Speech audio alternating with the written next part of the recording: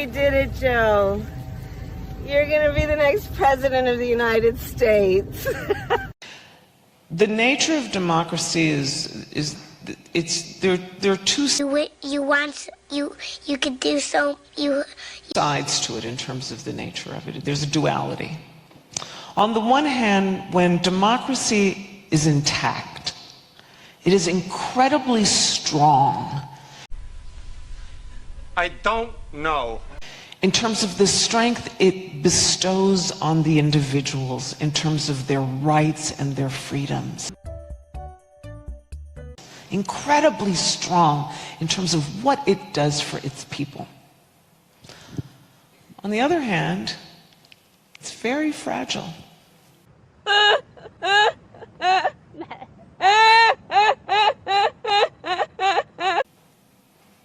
Our democracy will only be as intact as our willingness to fight for it.